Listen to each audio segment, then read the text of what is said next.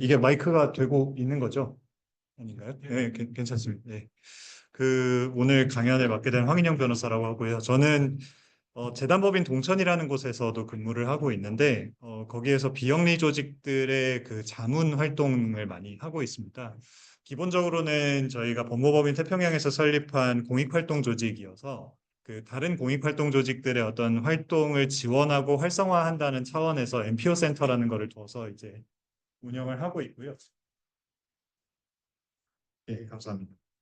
어, 그러다 보니까 이제 대부분은 풀뿌리 조직들, 그리고 규모가 좀 크지 않은 단체들에 대해서 저희가 가급적이면 무료로 법률 자문을 제공을 하려고 노력을 하고 있고, 뭐 정식 자문이 아니더라도 이제 궁금하신 사항이나 이런 것들은 전화나 메일로 연락을 주시면 저희가 최대한 답변을 드리려고 노력을 하고 있기도 해서요.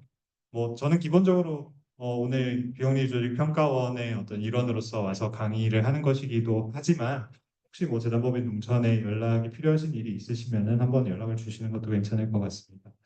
저희 오늘 비영리 거버넌스 워크샵 첫 번째 시간으로 거버넌스 전체 조직 구조와 운영에 대해서 좀 전반적으로 말씀을 드리려고 하고 강의는 2시간인데 중간에 좀 최대한 쉬려고 노력은 해보겠습니다. 이게 분량이 좀 많긴 합니다만 제가 설명을 빨리빨리 하고 지나가는 부분들이 좀 있을 거라서 네, 너무 걱정하지는 않으셔도 될 것 같습니다. 일단은 뭐 법인이랑 비법인에 대해서 얘기를 안 할 수가 없어서 처음에 좀 이제 전체적인 조직 구조에 대해서 개요를 말씀을 드리는 것인데요. 우리나라에서 이제 법인 제도라는 걸 따로 두고 있는 이유는 어쨌든 어떤 단체는 원래 그 개개인이 권리 능력을 가지고 있는 존재들이기 때문에 개개인이 재산을 소유하고 또 법률 관계를 형성하고 할 수 있지만 어, 단체 단위가 되면 그 단체에 소속되어 있는 개개인이 어떤 법률 행위를 할 수는 없잖아요. 이게 단체에 뭔가 효과가 귀속이 되어야 하다 보니까 그것을 좀 간이하게 쉽게 할 수 있게 하기 위해서 이제 법인제도라는 것을 인정을 하고 있는 것이고 법률상 사람으로 어떤 단체가 이제 인정이 되는 경우에 이제 법인이라고 하는 것입니다. 그래서 그 법인에 대해서는 권리 의무가 귀속이 되고 뭐 쉽게 말하면 재산을 소유하고 계약을 체결할 수 있게 되는 것입니다. 다만 이제 우리나라의 굉장히 독특한 현상 중에 하나인데 법인이 아닌 단체가 굉장히 많습니다. 우리나라에는. 이게 뒤에서 말씀드릴 그 법인 설립 허가주의라는 것 때문에 생겨난 어떤 독특한 현상이라고 볼 수 있는데 법인 설립이 조금 어렵게 돼 있어요. 이게 주무관청에서 어쨌든 허가를 받아야만 설립이 될 수 있는 형태로 되어 있다 보니까 우리나라는 사실은 그 법인이 성립을 할 때 어떤 정부의 관여가 이루어질 가능성이 굉장히 높아지게 되고 그런 걸 원치 않는 곳들은 자발적으로 단체 형태를 택하게 됩니다. 그래서 그런데 그렇다고 해서 단체에 대해서 뭐 아무런 법적인 효력을 인정을 하지 않을 수가 없게 되는 거죠. 그래서 비법인 사단이라는 비법인 재단이라는 따로 법에는 없는데 판례 법리로서 이런 것들을 좀 형성을 해서 마치 법인처럼 활동할 수 있게 사실상 인정을 하고 있는 굉장히 독특한 구조라고 생각을 하시면 되겠습니다. 그래서 비법인이라고 할 때에는 보통 법인으로 설립되지는 않았지만 저희가 일상적으로 임의단체라고 부르고 있는 것들이 비법인에 해당하게 되는 것이고요. 비법인이라고 할지라도 고유번호증을 발급을 받으면요. 이 세무서에서 발급을 받게 되는 것인데 마치 법인과 같이 그 소득에 대해서는 법인세를 납부한다는 등 이 국세 행정에 있어서는 마치 법인과 동일하게 취급을 하게 되는 것이고 그래서 많이들 임의단체 부르시는데 그건 사실은 고유번호증을 발급받은 비영리법인이라고 이제 비법인 사단이라고 보시면 될 것 같습니다. 법인으로 이제 설립을 하게 되면 법인 설립 허가증이라는 게 있습니다. 만약에 우리 단체에 법인 설립 허가증이 없다라고 하면 사실 확인을 한번 해보셔야 돼요. 이거는 보관을 하고 계시는 것이 중요하고요. 법인 설립 허가증에는 이제 법인 명칭이랑 소재지 대표자 외에도 이제 주무원증이라든지 이런 것들이 나와 있게 되고 설립 일자 같은 것들이 나와 있습니다.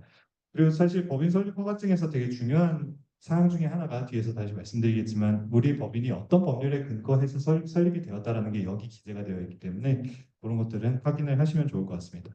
뭐 모든 법률이 그렇지만 이 법률이 우리에게 적용이 되는가를 검토할 때 제일 첫 번째가 우리 단체의 성격이 무엇인지를 정확히 아는 게 제일 중요하기 때문에 설립 허가증에서 시작을 하시는 것이 좋습니다.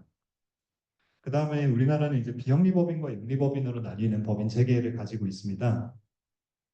이거는 좀 역사 이야기를 약간은 드려야 될 것 같은데 원래 일본법을 좀 따랐어요. 우리나라가 일본의 민법을 계수를 해가지고 이제 강점기에 일본 같은 경우에는 공익법인 그리고 영리법인 이렇게 나뉘고 있었습니다. 공익법인과 영리법인으로 나뉘어 있었는데 우리나라는 비영리법인과 영리법인으로 나누는 약간 다른 선택을 했어요. 이게 원래 만주에 있었던 법을 또 가져오면서 두 개를 섞다 보니까 그렇게 됐다라고 하는데 일본 같은 경우에는 공익법인을 설립을 하는 거기 때문에 공익성을 표방하면서 활동을 할 거면 국가의 허가를 받아라 이런 형식이 됐었던 겁니다. 그런데 우리나라는 사실 공익보다 더 넓은 개념의 어떤 비영리 법인을 설립을 하는 걸로 했음에도 불구하고 일본이 채택하고 있었던 그 엄격한 허가주의를 그대로 가져온 그런 형태라고 보시면 돼요. 되게 하이브리드 형태인데 사실 좀 맞지 않는 겁니다. 왜냐하면 비영리 법인이라는 것은 반드시 공익적인 활동을 한다는 걸 전제하는 건 아니거든요. 제가 여기 못한데 영리가 공익과 다르다가 아니고 비영리가 공익과 다르다는 겁니다. 비영리는 예를 들어서 동창회, 교우회 아니면은 정말 그 어떤 직분의 사람들이 자신들의 이익을 대변하기 위해서 형성하는 단체 같은 것들도 비영리 법인으로 설립을 할 수 있어요. 그럼 이때 비영리라는 건 의미가 무엇이냐? 구성원들 간의 이윤을 배분하지 않는다라는 차원에서 비영리인 것이거든요. 그러니까 사실 비영리 법인이라고 했을 때 반드시 공익적인 활동을 하는 게 아님에도 불구하고 일본 스타일로 공익법인처럼 허가를 받아야 된다. 이렇게 돼버린 거죠. 좀 꼬여있는 형태가 되는데 이게 지금까지 개정이 잘 안 되고 있어서 굉장히 좀 논란이 많은 부분이기는 합니다. 이 말씀을 왜 드리냐면 결국에는 설립과주의에 대해서 이야기를 하려고 하는 것이거든요. 허가주의라는 것은 기본적으로 금지되어 있거든요. 금지되어 있는 행위이지만 국가가 예외적으로 어떤 요건을 갖추면 허용해 주겠다. 이게 이제 허가인 것인데 굉장히 권위주의적인 관점에서 접근을 하는 것이라고 볼 수밖에 없습니다. 실제로 일본에서 공익법인에 대해서 허가주의를 채택했던 이유는 그 공익을 표방하면서 악질 행위를 하는 것들을 막겠다, 국가가 막겠다라는 관점이고 이게 사실은 거의 그 독일법 정말 옛날에 독일법에서부터 계수가 된 것이거든요. 19세기의 어떤 관념이라고 보실 수 있습니다. 그게 그대로 유지가 되고 있는 것인데 보시면은 사회적 협동조합이나 상법상 회사 같은 경우에는 조금 완화돼 있어요. 사회적 협동조합도 오늘 참여하시는 것으로 제가 알고 있는데 인가입니다. 인가는 허용돼 있는 겁니다. 설립은 허용되어 있대. 그것이 어떤 법적인 효력을 갖추기 위해서는 인가를 받아라 이런 취지인 것이고 상법상 회사 같은 경우에는 세우기 굉장히 쉽습니다. 그냥 법률이 정하는 요건만 갖추면 자동으로 성립한 것으로 보는 이걸 이제 준칙주의라고 부르는데 그래서 허가주의, 인가주의, 준칙주의 이렇게 단계가 나뉘어져 있고요. 그러면 거버넌스 이야기를 하는데 이걸 굳이 왜 이야기를 하느냐? 주무관청 때문에 그렇습니다. 허가라는 것은 주무관청이 내려주는 것이거든요. 그러니까 허가주의가 있기 때문에 그 주무관청이라는 것이 존재하는 겁니다. 그러면 주무관청은 무엇을 하느냐? 설립 허가에 대해서 관여하고요. 그리고 뭐 중간에 운영에 관해서도 계속 예결선 보고를 받게 되고, 그리고 뭐 정관 변경을 한다든지 이런 때에도 허가를 하게 되고, 기본 재산을 처분한다 했을 때에도 허가를 하게 됩니다. 그러니까 결국 이 모든 것의 근본 원인은 설립 허가주의를 택하고 있기 때문이다라는 걸 이해를 하시는 것이 중요하고, 또 최근의 상황을 조금 말씀을 드리면 지금 법무부에서 민법개정위원회가 돌아가고 있습니다. 그 민법개정위원회에서 옛날에 2004년부터 반복적으로 나왔던 이야기가 이 설립허가주의를 없애야 된다. 그래서 인가주의로 전환하자라는 논의가 한 세 차례 정도 있었어요. 근데 다 국회 검토를 받지 못하고 이제 법안이 그 개정이 되지는 못했는데 이번에는 진짜 바뀔 수 있지 않을까라고 기대를 많이 하고 있고 허가주의가 인가주의로 갈 가능성이 지금으로서는 좀 높은 상황입니다. 그러면 주무관청이라는 것이 여전히 존재하면서 설립에 대해서 인가를 해주면서 다른 한편으로는 어쨌든 요건이 조금 완화가 되는 거죠. 허가 같은 경우에는 금지되어 있는 걸 우리가 해제해 주는 거니까 굉장히 엄격하게 심사를 했었다라고 한다면 인가라는 거는 특정한 요건을 갖춰가지고 우리한테 가져오기만 하면 우리는 그냥 인가해 준다. 이거는 법률로 따지면 좀 정확하게 이야기하면은 재량 행위가 기속 행위로 바뀐다라고 이야기할 수 있거든요. 그러니까 어떤 요건이 갖춰졌으면 주무관청은 더 이상 재량을 행사할 수 없이 그냥 그대로 인가를 해줘야 된다라는 취지인 거예요. 사실 지금 허가주의에 대해서는 굉장히 넓은 재량이 인정되고 있기 때문에 많은 실무상의 어려움이 있습니다. 뒤에서도 또 조금 설명을 드리기는 하겠습니다만 그러다 보니까 이 부분은 좀 개정이 반드시 필요한 부분이라고 생각을 하고 있고 생각보다 이를 치일 내에 이것이 바뀔 가능성이 있기 때문에 혹시라도 나중에 이제 뉴스 같은 데서 민법이 개정됐다 이런 이야기를 보시면 아 이게 우리 거버넌스에도 영향을 미칠 수 있겠구나라는 걸 좀 염두에 두시고 법인편이 어떻게 개정되었는지를 좀 살펴보시는 것이 좋을 것 같습니다.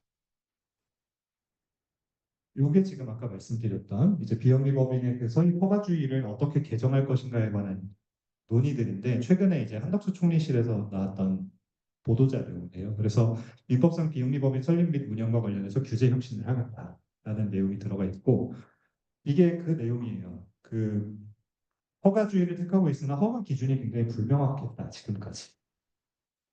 그리고 여기 보시면은 우리 민법과 같이 허가주의를 채택하고 있던 일본 같은 경우에는 오히려 2007년에 주식주의를 이미 바꿨다.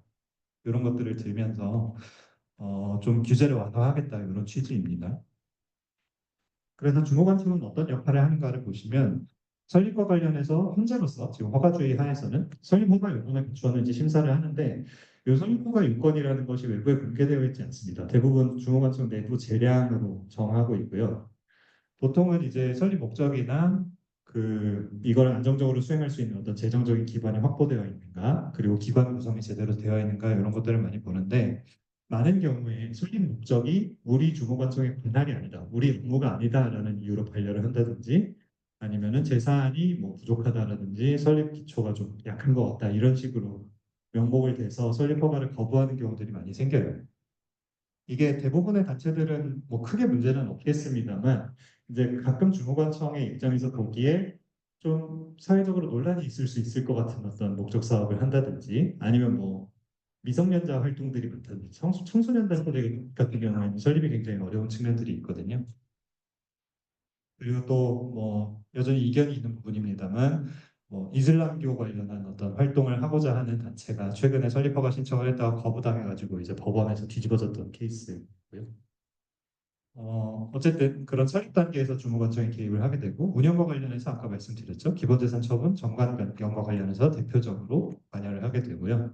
그리고 매년 예결산 보고를 받고 사무검사는 이제 필요하면 할 수 있습니다. 근데 보통은 주무관들이 그렇게 비영리법인에 관심이 많지 않기 때문에 굳이 사무검사까지 나오는 경우는 잘 없고요. 대법원 판례에 의해서 설립이나 이제 정관 변경 허가랑 관련해가지고 재량이 굉장히 폭넓게 예정되고 있습니다. 그래서 결국에 저희도 뭐 동천에 이제 가끔 비영리법인에서 이렇게 정관 변경하려고 하는데 괜찮은가요? 저희한테 물어보시는 경우가 있는데 저희는 드릴 말씀이 주무관청이랑 협의해 보실 수밖에 없습니다라고 할 수밖에 없어요. 이 재량이 정말 중요한 부분이 네.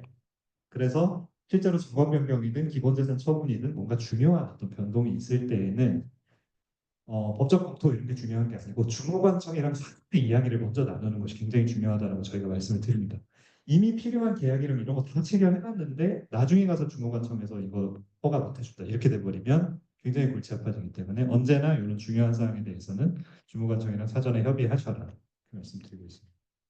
설립 허가주의는 빨리 바뀌어야 되는 부분이라고 저는 생각을 하고 이게 이제 설립허가증 밑에 저희 공수처인데 설립허가증인데 그 법인 설립근거법이 나와 있어요. 저희는 민법 32조의 규정에 의해서 이 법인의 설립을 허가합니다 이렇게 돼 있어서 민법상 비영리법인이라는 것을 볼 수가 있습니다.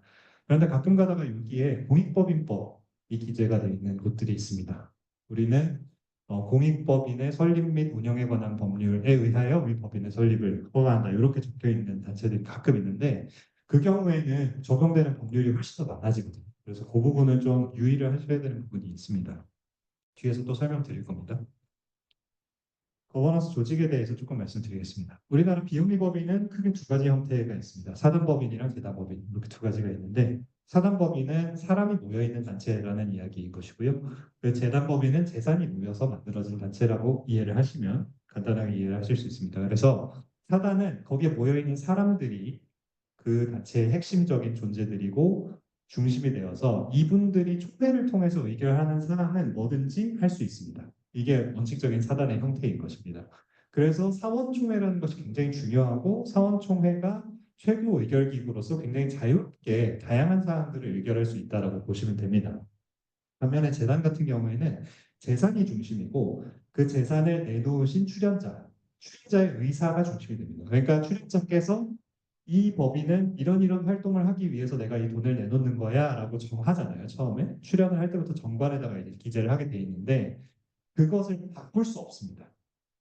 그리고 수원총회라는 것이 존재하지 않아요. 사람들이 중요한 것이 아니고 재산이 중심이기 때문에 그러면 재단법인은 무엇이든가 그 재산을 관리할 수 있는 어떤 조직이 있어야 되죠. 그 조직은 그냥 이사회예요. 그래서 이사들이 업무를 수행할 뿐이지 목적 사업을 변경하지는 않습니다. 그래서 이사회를 통한 관리에 초점이 있다 이렇게 기재를 한 것이고요. 그럼 이제 사단법인에 대해서 조금 더 말씀을 드려볼게요. 사단법인은 이제 사원, 아까 말씀드렸죠. 사람들이 모여있는 단체이기 때문에 그 사람 각각을 사원이라고 부르는데요. 가장 핵심적으로 사원총회에 참여해서 의결권을 행사할 수 있는 그런 권한이 있는 사람들을 의미를 합니다. 제가 뒤에 바로치고 법인은 이렇게 해놨는데 법인이 사원이 될 수 있느냐 이런 질문이 가끔 있어가지고 제가 이렇게 적어놓은 거거든요. 이게 어쨌든 의결권을 행사할 수 있는 사람이잖아요. 그러다 보니까 법인도 사람으로 보고 있어서 사원총 그 사원으로 법인이 들어올 수 있습니다. 그래서 그 우리나라 여러 단체들 중에 좀 큰 단체들 보시면은 한국 YWCA 연합회 이런 데들은 그 지역 법인들이 아예 사원으로 들어가 있어요. 그래서 그 지역 법인의 대표자들이나 뭐 직원들이 와서 이제 의결권을 대신 행사하는 그런 형식으로 운영을 하는 것이고요. 그러면 이제 사원의 범위가 어디까지냐, 요게 굉장히 중요해요. 실제로 운영을 할 때. 그럼 그 범위를 어떻게 확정을 하느냐? 법률에 의하면 사원 명부의 기재에 따르도록 되어 있습니다. 사원 명부에 어디까지 기재되어 있느냐가 사원의 기준인 겁니다. 이게 왜 중요하냐? 그러면 총회를 할 때 저희가 의결 정족수를 이제 개의 정족수랑 의결 정족수를 계산을 해야 되는데 그거를 기준으로 해야 된다라는 이야기인 거예요. 근데 이제 가끔 가다가 단체들 보면은 이제 워낙 바쁘시다 보니까 사원 명부 업데이트가 안 되어 계신 경우들이 굉장히 많고 정말 오랫동안 활동 안 하셨거나 막 회비 납부 안 하셨거나 해가지고 뭐 사원총회 도저히 부를 수 없을 것 같은 사람인데도 어쨌든 기재된 그런 경우들이 많다 보니까 그런 경우에는 곤란해질 수 있어서 가급적이면은 그 정리하는 기준을 갖다가 좀 미리미리 정관에다가 반영을 해놓으시라고 제가 말씀을 드리는 편이에요. 그 가끔 보면은 정관에 이제 사원의 지위의 득실에 관해서 아무런 정함이 없는 경우들이 있거든요. 그냥 어떤 경우에는 회원이 된다, 회비를 납부하고 뭐 참여 의사를 밝힌 뭐 이런 사람들은 회원이 된다라고만 해놓고 이 사람들이 언제 자격을 상실하는지에 대해서 전혀 안 정해 놓으신 정관들이 가끔 있는데 그렇게 되면 굉장히 곤란해지는 상황이 발생할 수 있습니다. 그래서 정관에다가 예를 들어서 회비를 1년 이상 납부하지 않은 회원에 대해서는 이사회 의결을 거쳐서 뭐 제명을 할 수 있다든지 이런 규정들을 해두셔야지 굉장히 실무상 곤란한 일이 없을 수 있다 말씀드리고 사업명부가 이제 민법에 법인편에 보면 과태료 규정이 조금 있어요. 사업명부를 업데이트를 제때 안 해놓으면 이걸 이제 주무관청에서 발견할 경우에는 과태료 사안이 될 수 있습니다. 500만 원 이하의 과태료라서 뭐 큰 거는 아닙니다만 그리고 실무상으로도 실제로 그 과태료가 될 수 있는 경우가 많지는 않습니다만 어쨌든 네. 그런 사항이기 때문에 살펴보시는 것이 좋을 것 같습니다.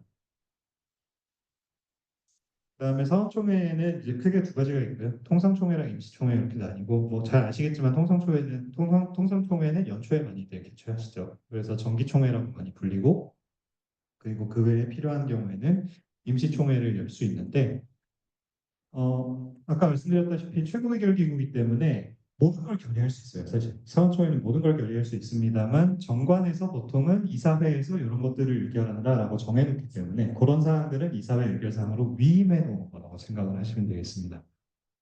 이런 정관을 그럼 어디까지 우리가 바꿀 수 있는 거야? 우리가 어디까지 의결사항으로 이사회 의결사항으로 해도 돼? 이런 질문을 가끔 하시는 경우가 있는데 법에는 정함이 없고 정관에서 사실 자유롭게 다 정할 수 있는 겁니다. 그게 원칙이나 아까도 말씀드렸죠. 정관을 그렇게 바꾸려면 주무관청 허가가 있어야 되죠. 그러니까 결국엔 또 무슨 말이다? 주무관청이랑 협의하셔야 돼요. 그렇게 되는 겁니다. 그리고 소집 같은 경우에는 이사나 총사원 5분의 1 이상 동의로 임시총회 소집을 가능하다라고 법률에 정해져 있지만 마찬가지로 법률이 또는 정관에 따라도 된다라고 돼 있어요. 제가 여기 정관에 따라도 된다라고 써놓은 것은 다 법률에서 그렇게 정하고 있는 것들을 제가 기재해 놓은 거라서 한번 참고해 보시면 좋을 것 같고요. 잘들 지키고 계실 거라고 생각이 됩니다만은 사원총회를 할 때에는 소집 절차를 굉장히 엄격하게 지켜야 됩니다. 그래서 일주일 전에 회의 목적 사항을 기재한 통지를 빠짐없이, 그러니까 사원 명부에 기재된 사원들에게는 전부 다 실시가 되어야 한다라는 이야기인 거고요. 그리고 의결 사항은 미리 사전에 다 통지가 돼야 됩니다. 그래서 현장에서 새로운 안건을 꺼내서 기타 안건 이런 식으로 해가지고 결의하시는 경우들이 가끔 있는데 엄밀히 따지면 법률상으로 효력이 없습니다. 그 부분은. 그래서 사전에 통지되지 않은 부분에 대해서는 의결에 효력이 없다. 근데 대부분은 문제 없이 넘어가기 때문에 이제 문제가 없는 건데 어떤 분쟁이 있을 만한 사항에 대해서 그렇게 하셨을 경우에 나중에 굉장히 이제 불편해지는 상황이 생길 수 있어요. 그리고 이제 의결과 관련해서는 대리인에게 의결권 위임이 가능하다라는 거 참고해 주시면 좋을 것 같고 온라인 총회는 뒤에서 다시 말씀드리겠습니다. 그리고 이제 의사록 작성을 꼭 하셔야 돼요. 의사록 작성은 의장이랑 출석 이사가 기명 날인하는 것으로 되어 있습니다. 기명 날인이다, 뭐 서명이다, 막 이런 거 헷갈리시잖아요. 기명이라는 건 그냥 이름이 써 있다라는 거고 어떤 형식으로든 써 있으면 됩니다. 뭐 프린트 돼 있어도 되고 뭐 손글씨로 써도 되고. 그래서 기명이 되어 있으면 되고 그 옆에 날인이 있어야 된다. 도장을 찍어야 된다는 이야기죠. 민법이 날인을 하도록 정하고 있는데 그럼 이거 인감도장 찍어야 되나요? 이렇게 물어보시는 경우들이 있어요. 그런 건 아니에요. 그러니까 기본적으로 도장 찍어도 되는데 이걸 인감이 요구되는 때가 있어요. 그걸 뒤에서 다시 말씀을 드릴 거고 기본적으로는 막도장으로 하셔도 상관없다. 이게 만약에 서명으로 돼 있다. 여기 지금 민법에는 기명날인이라고 돼 있긴 한데 이걸 만약에 서명을 해야 된다라고 써 있으면 그거는 사인을 해야 된다는 뜻입니다. 그렇게 이해를 하시면 되고 의결 종족수는 보통은 과반 출석, 출석 과반 동의 이렇게 돼 있고 이것도 원래는 정관에서 마음대로 바꿀 수 있어요. 더 완화할 수도 있고. 근데 보통은 그냥 따라가시죠. 이제 정관 변경 같은 경우에는 총사원 3분의 2. 그러니까 정관 변경 이런 거 할 때 우리가 사원 명부에 누가 있느냐가 되게 중요해지는 거예요. 3분의 2가 의결을 했는지를 확인을 할 수 있어야 되기 때문에 그다음에 법인회장 같은 경우에는 총사원 4분의 4 이렇게 돼 있고 다 정관으로 바꿀 수 있습니다. 그다음에 온라인 총회 얘기로 다시 조금 돌아오면 뭐 아까도 말씀드렸지만 중앙관청이랑 상의하는 게 굉장히 중요하고요. 다만 코로나 시기에 원래는 온라인 총회 못 한다고 했었어요. 법무부에서 온라인 총회 못 한다고 하다가 코로나 시기에 그러면 이거 법인 운영 어떻게 하라는 거냐 막 이렇게 되니까 이제 유권 해석을 내놓은 내용이 이제 여기 기재되어 있는 겁니다. 그래서 사단법인 같은 경우에는 물리적으로 사원 모으지 않고 서면으로 결의할 수 있다. 그러니까 기본적으로는 서면 결의가 인정되고 있기 때문에 원격으로 그냥 종이로 말하는 종이 돌려서 결의하는 것도 가능하기 때문에 온라인 총회도 막을 이유가 없다라는 취지인 것이고 뭐 마찬가지로 전자 메일을 이용해서 그냥 의견 회신하는 거 이런 걸로도 얼마든지 총회를 대신할 수 있다. 이렇게 한 거죠. 그 뒤에 다자간 통화랑 다자간 영상 통화는 지금 저희 사용하고 있는 줌 같은 거 실시간으로 소통할 수 있는 그런 것들도 당연히 된다. 이런 취지고요. 그런데 아까 제가 공익법인은 또 별도로 있다고 말씀드렸죠. 공익법인의 설립 및 운영에 관한 법률에 의해서 설립된 법인을 공익법인법상 공익법인이라고 이제 줄여서 말씀을 드릴 텐데 이런 공익법인 같은 경우에는 법률에 보면은 이사회 의사가 서면 결의가 할 수 없다 이렇게 돼 있어요.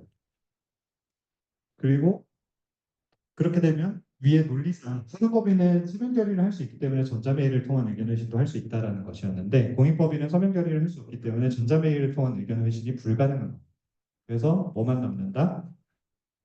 실시간으로 누군지 확인할 수 있는 형태로 상호간 의견을 교환할 수 있어야 된다.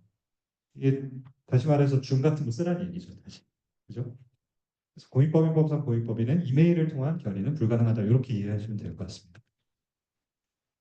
그 다음에 사원총회가 이제 단체가 좀 규모가 큰 경우에는 본부총회랑 지부총회가 나뉘어져 있는 게 있어요.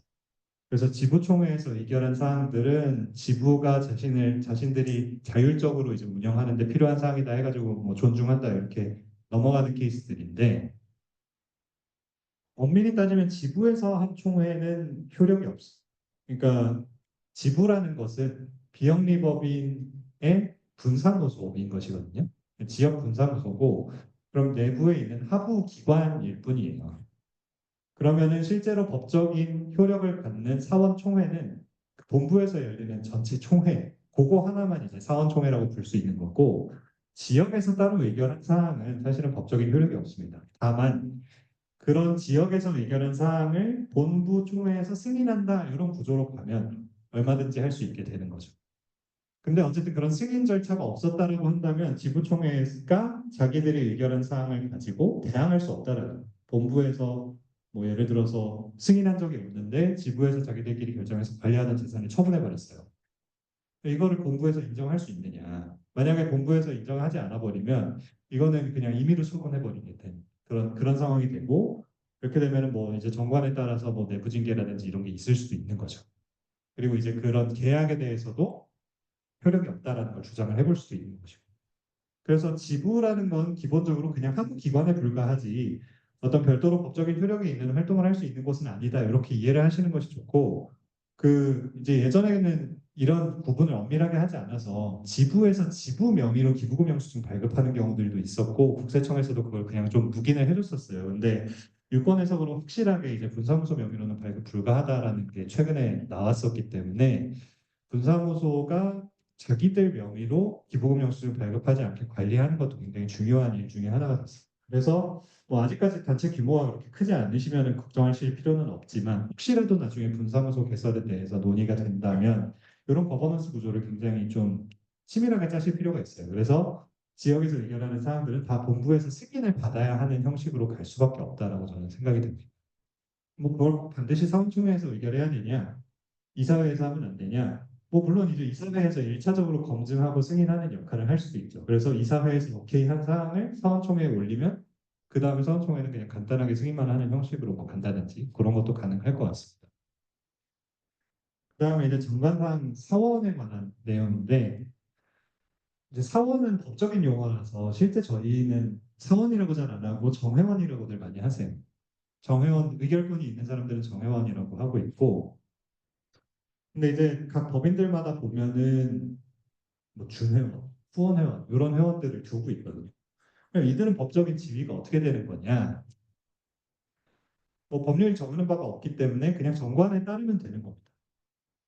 일단은 의결권은 당연히 없어야 되고요. 이들은 의결권이 없기 때문에 정회원이 아닌 것이고 그럼 정관이 뭐 예를 들어 이들의 권리 의무를 정하는 내용이 있다든지 뭐 회비 납부 의무라든지 이런 것들은 정관이 정하는 바에 그냥 따르면 되는 것이고요. 이게 이제 법적으로는 조금 논란의 소지가 있는 부분이 뭐냐면 스페인 같은 경우에는 아까 말씀드렸지만 사람들이 모인 조직이기 때문에 그 밑에 뭐 정회원이든 후원회원이든 여러 가지 회원 구조를 둘 수 있는 게 굉장히 자연스럽거든요. 근데 아까 말씀드렸지만 재단법인 같은 경우에는 핵심은 재산이거든요. 그러니까 재산의 운영과 관련돼서 이사회가 있을 뿐이지 사실은 어떤 회원 구조를 가져간다는 게 굉장히 좀 어색한 법적으로는 어색한 부분이 있고 그러다 보니까 가끔 가다가 재단법인이 후원회원을 뒀다 이런 부분에 대해서 주무관청에서 문제 제기를 할 수 있거든요.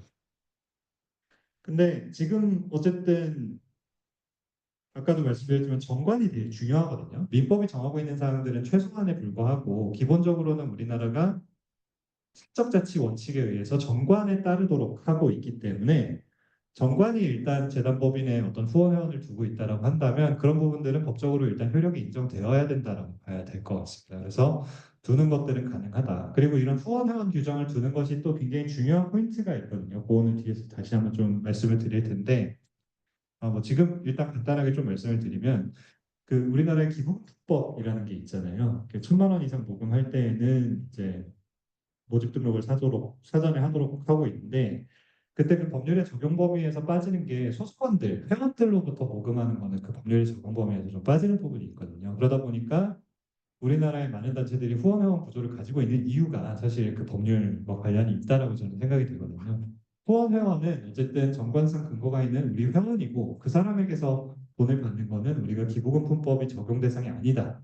이런 편견이 가능해지기 때문에 많이들 그런 구조로 가고 있는 거라서 정관의 후원의 근거를 두고 하는 것이 굉장히 중요합니다. 만약에 정관의 후원회원 근거가 없는데 우리가 뭐 그 정기 후원 가입을 받는다 이런 식으로 해가지고 사실상으로만 운영하고 있다라고 한다면 그건 사실 아무런 근거가 없는 행위를 하고 있는 거기 때문에 제재 대상이 될 수 있습니다. 실제로 주무관청이 정관의 근거가 없는 활동을 할 때에는 그 부분에 대해서 검사 감독할 수 있기 때문에요. 그래서 이게 그 판례의 내용 관련된 판례의 내용인데 원래는 기부금품법이 이제 소수자로부터의 모집, 그러니까 불특정 다수가 아닌 우리 소수원으로부터의 모집이 기부금품법의 적용 대상에서 배제된다라고 했어요. 간단하게 말하면 우리 소속원한테서 돈 받을 때는 미리 등록할 필요 없다. 요건데 이게 한번 논란이 됐어요. 소속원에 후원 회원이 포함이 되어야 되느냐 말아야 되느냐가 한번 대법원에서 논란이 된 사건이 있습니다. 검찰에서는 후원 회원이라고 하는 거는 실질적으로 회원으로서 어떤 의결권도 없고 아무런 권리 의무가 없는 사람이고 단지 돈만 내는 사람이니까 이런 사람들은 사실상 기부자이지 소속원이라고 할 수 없다. 이런 주장을 하면서 이제 기소를 했던 사안입니다. 법률 위반했다 해서 기소를 했던 사안인데 대법원에서 이렇게 판단을 내렸어요. 그래서 보시면 첫 번째 줄 보시면 단체 내부 규정을 근거로 하여 어쩌고 저쩌고 종합적으로 판단해야 된다 이렇게 돼 있잖아요. 단체 내부 규정이 굉장히 중요하다라는 이야기를 하고 있는 거예요, 대법원이. 그래서 내부 규정에서 회원 가입과 절차, 회원의 권리 의무, 회비 납부와 권리 같은 것들을 정하고 있으면 그런 사항들을 심의해서 이 사람들을 소속원이라고 인정할 수 있다라고 한 거거든요. 그럼 이걸 반대로 말하면 아무런 정관상의 근거 없이 우리가 이 사람들은 우리 후원 회원이에요라고 해서 돈을 모은다고 해도 정관의 근거가 없기 때문에 이 사람과 같은 판단이 안 내려질 수 있잖아요. 그럼 어떻게 되겠어요? 기부금품법 적용된다고 봐서 이 부분들은 사실상 법을 안 지킨 거다. 이렇게 돼버리는 거죠. 그 사람들한테서 돈을 받은 거는 법률을 위반한 부분이 된다. 이렇게 될 가능성이 있기 때문에 후원회원에 관련한 규정을 정관에 두는 것이 중요하다라는 말씀을 드리는 것이고, 그래서 여기까지가 일단 사원총회 사원과 관련된 부분이었고, 임원에 대해서 좀 빨리 얘기를 해보겠습니다. 임원은 크게 두 가지가 있습니다. 이사랑 감사가 있는데요. 이사는 법인의 사무를 집행하는 기관이고 각자 대표가 원칙입니다. 그래서 그 보통은 단체들이 이 등기 사항에 보시면은 대표자 누구누구 외에는 대표권이 없어요. 이렇게 등기들을 많이 해놓으시거든요. 그렇게 해놔야지만 다른 사람들의 대표권이 사라지는 겁니다. 만약에 그런 기재가 등기에 없다라고 한다면, 근데 우리 단체는 실질적으로 대표를 한 사람만 두고 있다라고 한다면, 한번 이 부분은 등기를 다시 변경을 하셔야 돼요. 이거를 만약에 놓치게 되면 각자 대표가 원칙이기 때문에 이분들이 외부에 나가서 임의로 뭐 계약을 체결한다든지 뭐 재산을 처분해 버린다든지 이랬을 때 그 효력이 법인에 미치게 됩니다. 그래서 등기사항 한번 꼭 확인해 보시면 좋을 것 같고요. 정관이랑 등기 두 가지 다 기재가 되어 있어야 됩니다. 그다음에 감사 같은 경우에는 이제 민법상 법인 같은 경우에 필요기관으로 두지 않고 있어요. 그러니까 법률에는 사실 정함이 없는데 대부분의 주무관청이 감사를 요구를 하고 있기 때문에 감사들을 많이 선임을 하시죠. 그래서 사무집행 감독하는 것이 역할이고 법인 재산상환감사, 업무집행감사, 그다음에 부정이나 불비 발견했을 때는 총회나 주무관청에 보고하고 필요할 때는 총회를 소집할 수 있는 권한도 있거든요. 그래서 검사가 실질적으로는 실질적인 역할을 많이 안 하는 비용이 법인이 사실은 많아요. 이제 워낙에 이사나 감사에 대해서 어떤 보수를 지급하지 않는 경우들이 많고 하다 보니까 아무래도 좀 이제 관여를 많이 요청드리기가 좀 어려운 측면들이 있어서 활동을 적극적으로 안 하시는 경우가 많지만 원래 감사는 이런 역할들을 해야 되는 것이기 때문에 좀 주지하시고 안내도 많이 하시고 그래야 될 것 같습니다. 임원에 관해서 좀 여러 법인을 비교를 해봤는데 제가 이야기로는 뭐 사립법인에서도 오늘 강의 수강하시고 하신다고 들었고 공익법인은 오시는지 어쩌시는지 제가 정확히는 모르겠습니다만 보시면 민법은 거의 대부분 제한이 없어요. 그 말은 무슨 말이냐면 결국 정관이 정하는 대로 하면 된다는 거거든요. 그래서 이사수를 몇 명을 할까요? 뭐 취임을 어떤 절차를 거쳐서 할까요? 뭐 어떤 자격이 있는 사람을 취임을 시킬까요? 이런 것들이 좀 자유롭게 좀 임기에 대해서도 제한이 없고요. 근데 이제 공익법인 같은 경우에는 아까 말씀드렸던 공익법인법상 공익법인입니다. 이사 수도 정해져 있고 감사 수도 정해져 있고 그리고 이사가 취임할 때마다 주무관청 승인을 받아야 되기 때문에 실제로 이게 조금 정치적인 성격이 있는 단체들 같은 경우에는 많이 논란이 됩니다만 어, 정권이 바뀌었다고 해서 예를 들어서 이사 선임을 이제 승인을 안 해준다든지 막 이런 일들이 발생하기도 하고요. 네. 이건 한번 참고해 보시면 좋을 것 같고 뒤에 내용이 많기 때문에 얼른 넘어가겠습니다.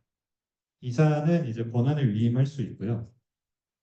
이사회에 다른 사람이 대리인으로 참석을 해서 의결을 해도 상관이 없다라는 이야기인 거죠. 근데 이제 정관에서 얼마든지 다른 방식으로 제안을 할 수 있고요.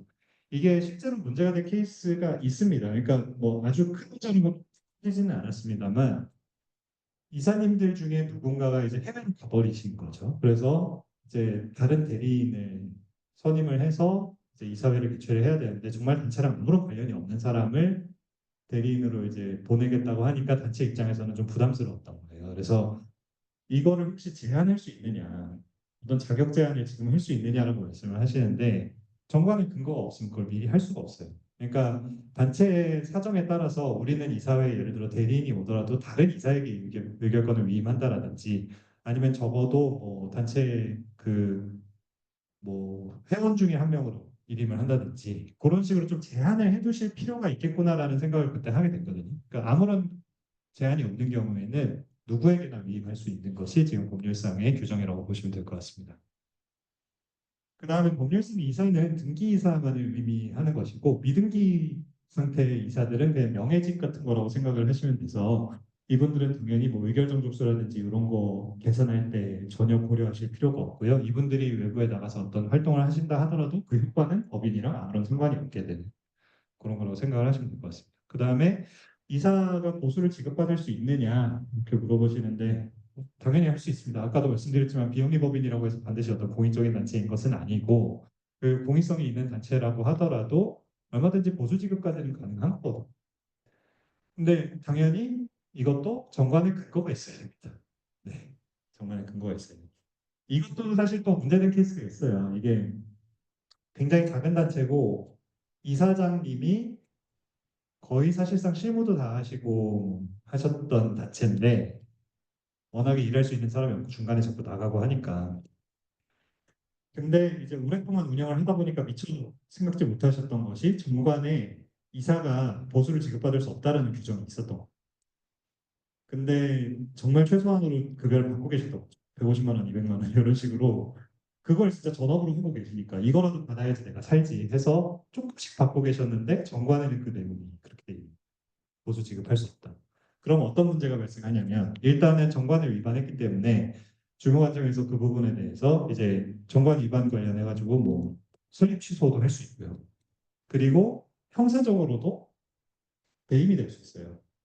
그러니까 정관에는 하지 말라고 되어 있는데 그걸 위반해 가지고 내가 지금 회사에 손해를 끼치면서 이제 이득을 본 거니까 배임죄가 성립이 돼서 실제로 수사를 당하고 계신 그런 케이스가 있거든요. 그래서 보수 지급과 관련해서도 규정이 어떻게 되어 있는지가 굉장히 중요합니다.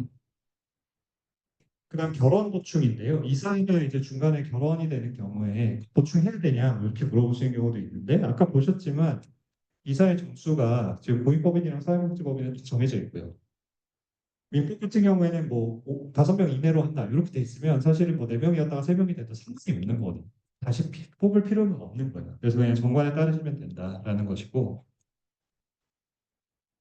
이사 임기가 언제 시작하냐 이게 좀 논란이 될 때도 있어요. 근데 민법 같은 경우에는 그냥 이사는 선임하면 된다라고만 돼 있기 때문에 선임 결의하고 이사 본인도 취임 승낙을 했으면 그 두 가지가 모두 됐으면 그때부터는 임기가 시작할 거라고 보시면 됩니다. 그래서 요걸 기준으로 정리를 하시면 되고 아까 공익법인법상 공익법인처럼 이제 이사 취임에 승인이 필요할 때에는 주무관청 승인까지 완료됐으면 그때 임기가 시작한 걸로 보면 되는 겁니다. 요거는 그냥 한번 참고차 보시면 될 것 같고 그다음 이사회인데요.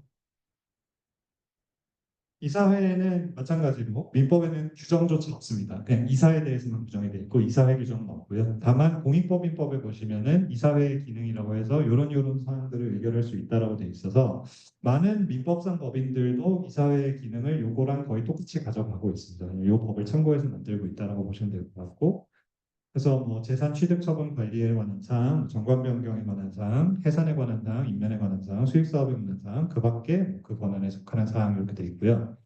이게 최종적인 의결기구라는 뜻은 아니죠. 사원총회가 있는 경우에는 사원총회가 최종적인 의결기구이나 이사회에서 1차로 의결해서 안건으로 부의한다 이런 의미로 생각을 하시면 될 것 같고 재단법인은 여기서 모든 걸 의결한다라고 보시면 될 것 같습니다. 이사회도 총회랑 마찬가지로 소집 절차가 굉장히 중요하기 때문에 만약에 소집 절차를 위반했으면 그 결의 자체가 무효가 되는 거거든요. 그래서 정관에서 뭐 1주간 전에 통지한다, 2주간 전에 통지한다 이렇게 정하고 있으면 그거 엄밀하게 지키셔야 되는 것이고요. 소집 통지를 받지 못한 이사가 참석하지 않았고 뭐 그러면은 그 사람이 없는 상태에서 개최된 이사회 결의 자체가 전부 다 효력이 없어져 버리는 문제가 발생을 하기 때문에 요거는 안건 하나 빠진 거랑은 또 차원이 다른 문제입니다. 그래서 요거는 진짜 잘 지키시는 것이 굉장히 중요합니다. 다음 서면 결의 부분인데 마찬가지로 뭐 민법에는 규정이 없기 때문에 서면으로 하는 것도 해석상 가능하고요.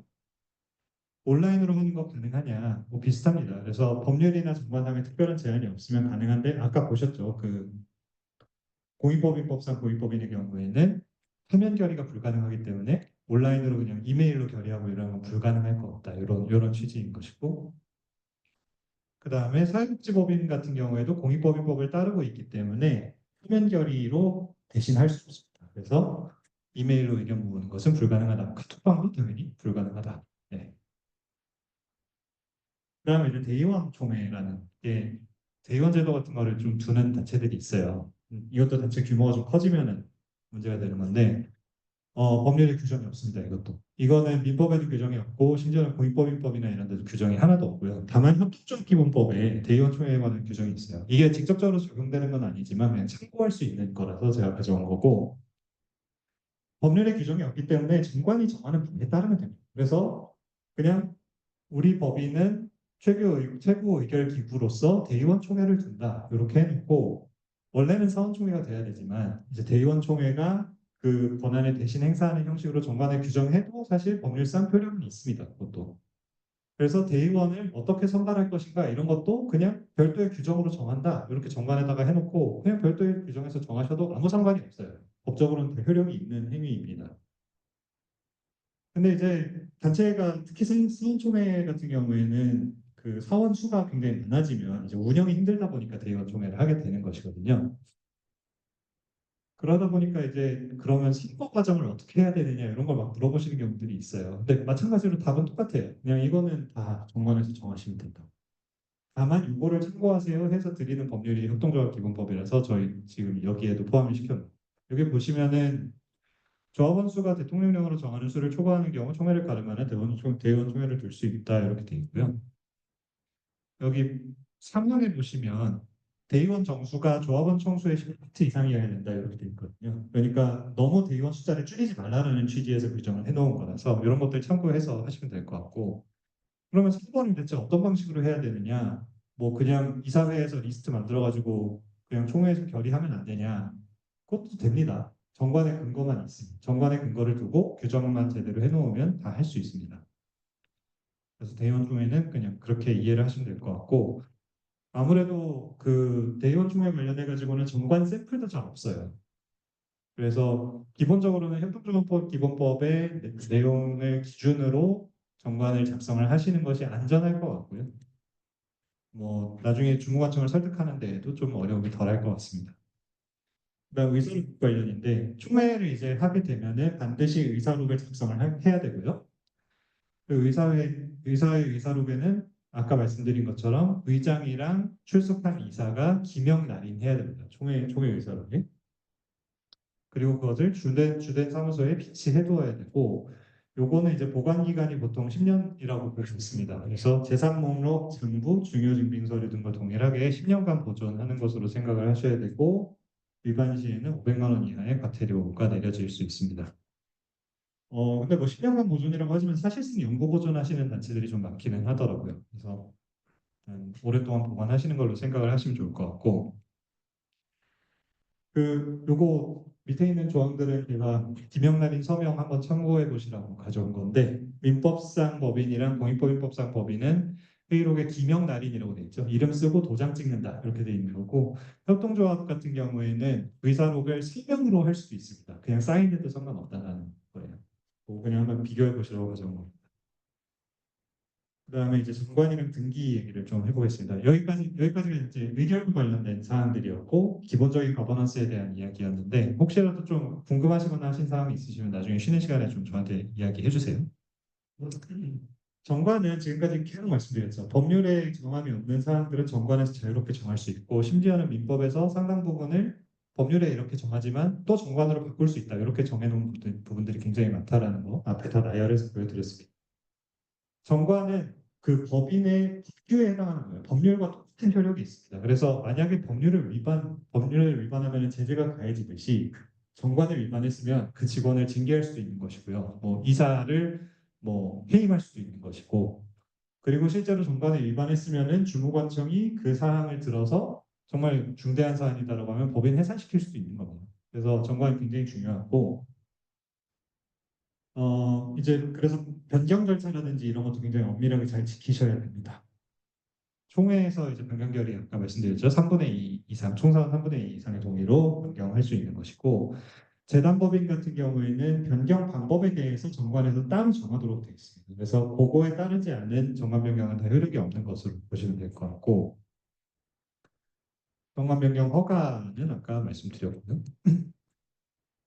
그래서 이제 정관에 기재되는 이런 사항들이 있습니다. 목적 명칭, 뭐 사무소 소재지, 자산에 관한 규정, 이사 임면에 관한 규정, 회원 자격 특실에 관한 규정, 존립식이나 해산 사유 이렇게. 요게 이제 필요적 기재 사항이라고 해서 여기 있는 거는 반드시 들어가야 되는 내용들이고 여기에 좀 더 추가해서 내용을 넣을 수도 있습니다.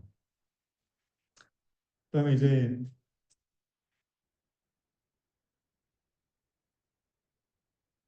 등기 사항으로 바로 넘어갈 텐데요.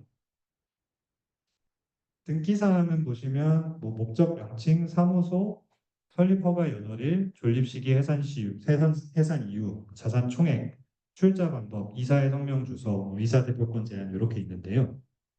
등기라는 건 뭐냐면 아까 말씀드렸지만 정관에서 정하는 사항은 법률적인 효력이 있잖아요.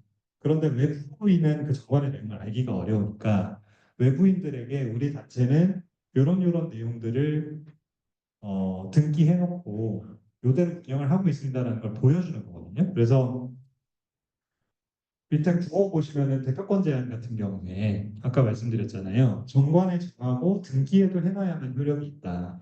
만약에 등기를 안 했으면 제3자가 그 부분에 대해서 무효를 주장할 수 있거든요. 그러니까 예를 들어 우리는 대표자 한 명이고 나머지 이사들 권한 없다라고 정관에서 정했는데 등기를 안 해놨으면 그 다른 이사님이 외부에 나가서 계약 체결하고 오셨을 때 계약 상대방이 너 이거 등기 안 돼 있어서 내가 알 수가 없었다.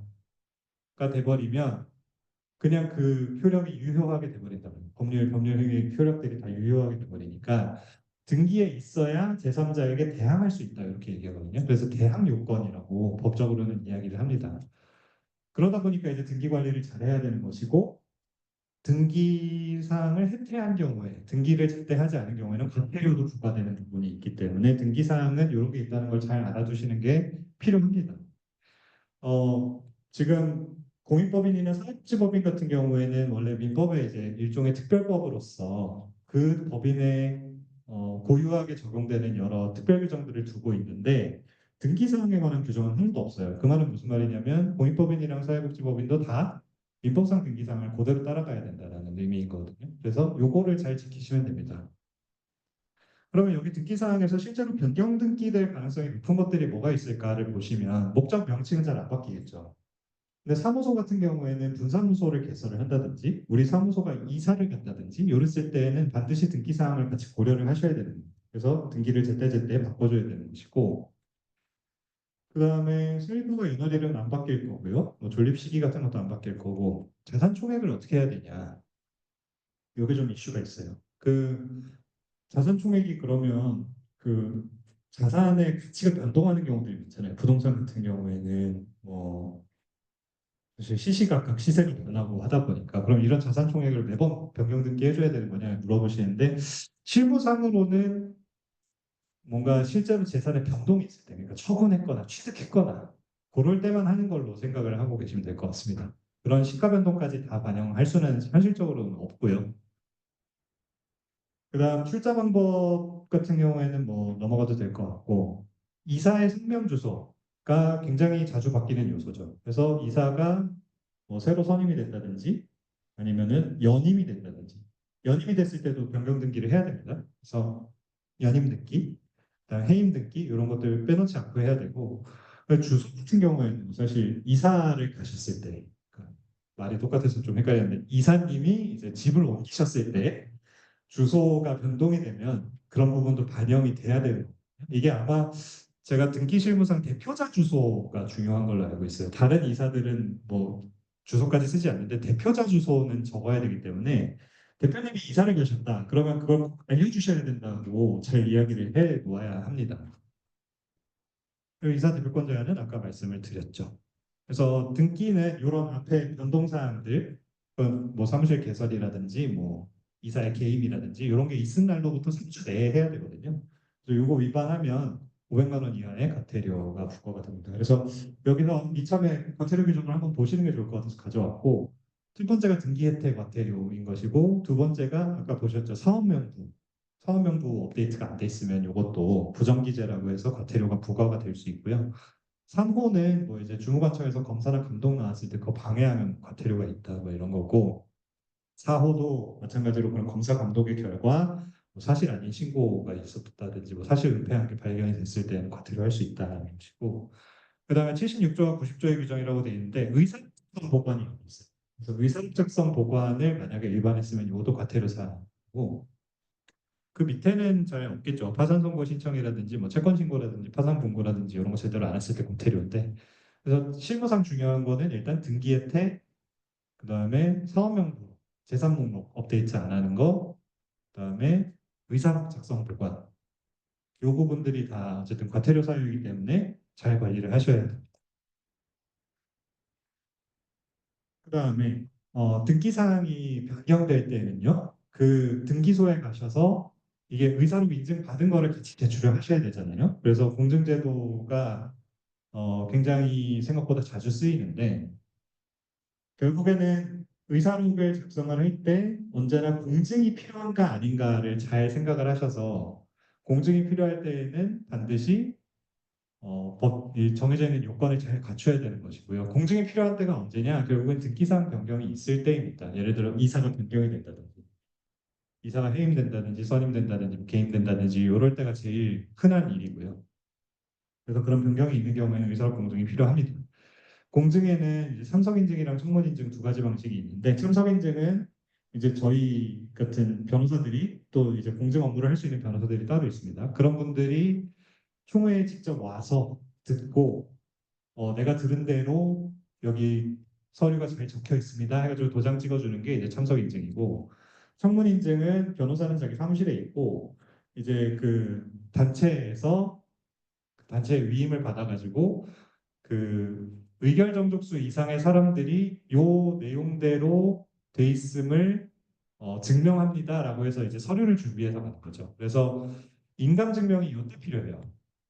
인감 증명이랑 인감 도장이 필요한 경우는 결국에는 청문 인증을 할 때 필요한 거거든요. 그러면 일단 평소에 의사록 작성할 때에는 막도장 찍으셔도 상관이 없는데, 정관 변경해야 될 때, 그리고 이제 등기사항 변경해야 될 때, 그리고 청문 인증할 때에만 인감 도장을 찍으면 되는 겁니다. 그래서 그거는 이해해 두시면 뭐 실무상 도움이 될 것 같고, 이게 굉장히 번거롭거든요. 특히 이제 온라인 총회를 예를 들어서 했다. 온라인 총회를 했으면 이게 한쪽에 안 보이려고 한 거잖아요. 근데 이걸 공증을 받으려고 하면 결국에는 인감증명을 또 달라고 해야 돼요. 그래서 실무자 입장에서는 또 거기 다 일일이 연락드리고 뭐 우편으로 송부받든지 아니면 직접 그 집에 찾아가든지 뭐 이런 일을 해야 되는 번거로움이 있기 때문에 이것도 상당히 어려움이 있으셨다고 하더라고요. 코로나 시절에는. 온라인 총회 기껏 해놨더니 결국에는 이거 임금증명 받으러 돌아다니느라 고생했다 뭐 이런 이야기들 하시는데, 그 위생공증 예외법인이라는 제도가 있어요. 이걸 잘 모르시는 경우들도 있어서 제가 말씀드리려고 지금 좀 장황하게 얘기를 드린 건데, 밑에 요건 두 가지예요. 설립 목적 및 수행 사무가 공익적일 것, 그 다음에 주무관청 감독으로 뭐 법인 총회 등의 결의 절차와 내용의 진실성에 대한 분쟁 소지가 없을 것, 두 가지 요건을 갖추어서 주무관청이 추천을 해주면, 여기는 공증 면제해도 될 것 같아요 라고 추천을 해주면 법무부 장관이 지정해서 고시해주는 단체가 되는 거거든요. 그러면은 여기는 더 이상 공증을 받지 않아도 돼요. 비용을 많이 아낄 수 있어요. 그래서 한번 밑자요 본전이니까 해봅시다라고 많이 말씀을 드리고 있고, 저희 동천 같은 경우에는 예외법인으로 돼 있습니다. 그래서 요거는 제도를 좀 알아보시고 진행을 하시면 되는데, 사실 1호 뭐 설립 목적이랑 수행 사무가 공익적일 것 이 부분은 뭐 정관 내용도 있고 저희 그동안 사업 실적도 있고 하니까 그런 것들 제출하면은 특별한 문제가 없이 오케이가 될 것 같은데, 아마 주무관청이 2호에 대해서 굉장히 좀 부담스러워하긴 할 거예요. 당신네 단체가 분쟁이 없을지 어쩔지 내가 어떻게 아느냐, 못 해준다 이렇게 나오는 경우들이 많을 거라서 네, 조금 어려운 부분은 있습니다. 이게 그러면 구체적인 뭐 기준이 없는 건가요? 저도 알아봤는데 기준이 없어요. 그냥 주무관청 이것도 재량 사항이라서 주무관청 설득이 필요하고, 아시다시피 주무관청의 담당 주무관이 1, 2년 단위로 바뀌잖아요. 그래서 주무관이 바뀔 때마다 시도해 보시는 것도 나쁘지는 않을 것 같습니다. 그 다음에 이제 정권변경이랑 관련해서 기본재산 이야기를 할 수밖에 없어요. 왜냐하면 이것도 역시 우리나라의 굉장히 독특한 제도 중에 하나인데 기본재산이라는 거는 마치 회사에서는 자본금을 두듯이 우리 그 비영리법인은 안정적인 존속을 위해서 기본재산이라는 걸 가지고 있어야 된다 이렇게 하는 건데 문제는 민법에 이게 근거가 없어요. 민법에 근거가 없이 중공안청이 약간 재량에 의해서 그냥 요구를 하고 있는 상황이고 그것이 법원의 어떤 판례로 확정이 돼 버리면서 판례에 의해서 요구가 되는 거라고 보시면 될 것 같거든요. 민법상 법인에 대해서는 그렇습니다. 근데 공익법인이랑 사회복지법인에 대해서는 법률이 기본재산에 대해서 규정을 하고 있습니다. 그래서 기본재산은 안정적인 존속을 위한 것이기 때문에 처분을 할 때 반드시 주무관청의 허가가 필요합니다. 그러면 허가를 받지 않고 처분을 해버리면 이거는 효력이 없게 되는, 무효가 되는 거거든요. 기본재산이 그러면 민법상 법인의 경우에는 처음에 설립할 때 출연한 재산이 보통 이제 기본재산이 돼요. 그리고 뭐 별도로 우리가 이걸 기본재산으로 편입하겠다라고 의결하지 않는 이상 대부분의 재산은 보통재산으로서 평소에 자유롭게 사용할 수 있습니다. 그런데 문제는 공익법인이랑 사회복지법인 같은 경우에는 자동으로 편입되는 기본재산들이 좀 있어요. 그래서 보시면 공익법인은 설립할 때 출연재산 외에도 기부에 의한 무상취득재산은 전부 다 기본재산이라고 돼 있어요. 이거 되게 말도 안 되는 규정이라고 저는 생각을 하는데 기부를 받을 때마다 그게 전부 다 기본재산으로 적립이 된다는 얘기인 거거든요. 그러면 당장 우리 사업하고 인건비 지급하려고 해도 그거 일일이 허가를 받는 것이 원칙이다라는 이야기인 거예요. 이게 너무 실무상으로도 말이 안 되니까 편입 예외 승인 제도라는 게 존재하긴 하거든요. 이게 대통령령에 의해서 인정되는 편입 예외 승인 제도인데 네.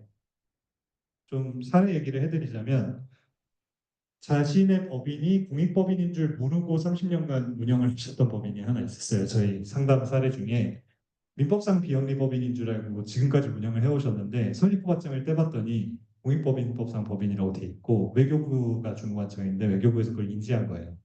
그래서 지금까지 기본재산 다 편입됐어야 되는데 다 이미 처분한 거 아니냐 이렇게 해가지고 이게 사실은 공익법인법상 공익법인이 기본재산을 임의로 처분하면 그 형사처벌 사유거든요. 형사처벌 플러스 법인 해산도 될 수 있는 그런 사유라서 굉장히 중대한 사유였는데 당연히 이제 주무관청 입장에서도 자기들도 놓친 거잖아요. 자기들도 여기가 공익법인인데 지금까지 그냥 두고 있었던 거니까 이거를 문제로 비화시키지는 않았어요. 그러면 이거를 이제 앞으로 어떻게 해야 될 거냐가 문제가 되는 건데 예를 들어 그걸 인지한 그 해에도 이미 기본재산으로 편입이 됐어야 되는데 안 되고 그냥 써버린 재산들이 있잖아요. 이런 거 어떻게 처리할 거냐. 이런 게 문제가 되는 거. 그래서 사실 수가 없어요. 수가 없기 때문에 그냥 그쪽에서 알아서 협의해서 진행을 한다고는 하시더라고요. 그리고 이제 그러면 편입 예외 승인을 돈을 쓸 때마다 매번 해야 되는 거냐? 그럼 매달 이거를 갖다가 우리가 이사회에서 결의해가지고 뭐 총회에서 결의해가지고 이거를 갖다 주무관청에다가 보고하고 매번 승인을 받아야 되냐? 이런 것도 사실 지금 선례가 없어요. 그래서 나중에 후일담을 듣기로는 1년에 한 번씩 승인을 받는 걸로 정했다고는 하시더라고요. 근데 문제는 뭐냐면 연초에 예를 들어서 승인을 받는다 했을 때 올해 우리가 기부금이 얼마 들어올지 어떻게 알아요? 그러니까 이런 여러 가지 실무적인 문제들이 생겨요. 이게 굉장히 불합리한 제도라고 저는 생각을 하는데 어쨌든 공익법인법상 공익법인한테는 이런 게 적용이 된다. 대부분은 이제 민법상 법인이기 때문에 이거는 걱정 안 하셔도 될 것 같습니다. 그리고 제가 듣기로 서울시교육청 밑에 이제 공익법인들이 굉장히 많은데 거기는 이제 이런 제도들도 굉장히 실무적으로 정리가 많이 돼 있다고는 하시더라고요.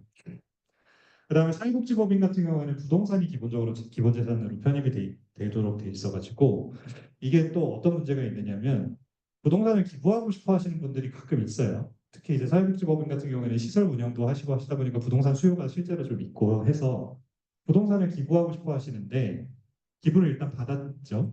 근데 기본재산으로 편입이 되잖아요.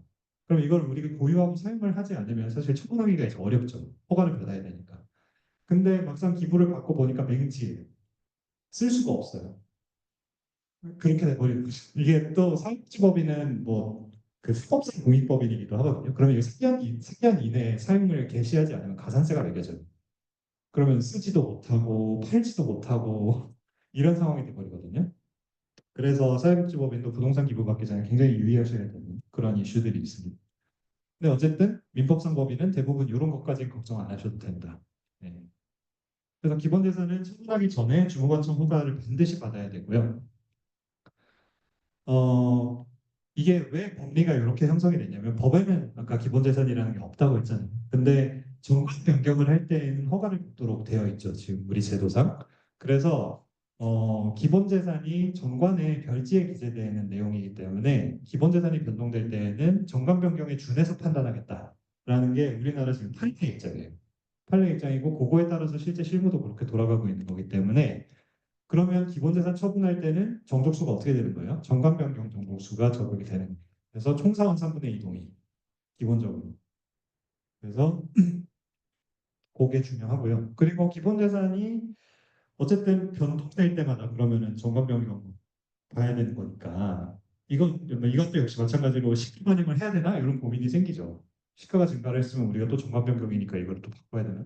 그럴 필요는 없는 것 같습니다. 아까도 말씀드렸지만 이것도 실제로 변동이 생겼을 때, 뭐 처분을 했다든지 취득을 했다든지 이럴 때에만 하면 되는 것이고 지금 계속 10분 얘기만 하는데 사실은 네, 뭐 이걸 우리가 기본재산으로 편입시키기로 했다라고 하면 허가를 받아야 되는 거죠. 정관 변경 허가를 받아야 되는 상황이라고 보시면 될 것 같습니다. 그래서 허가가 없는 기본재산 처분은 기본적으로 무효고 민법상 법인은 크테리만 받지만 이건 이제 사회복지법인이나 공익법인 같은 경우에는 여러 가지 불이익이 추가가 됩니다. 그래서 여기까지 일단 하고 10분 정도 쉬었다가 나머지 시간 진행하도록 하겠습니다. 혹시 질문 있으시면 자유롭게 말씀해 주세요.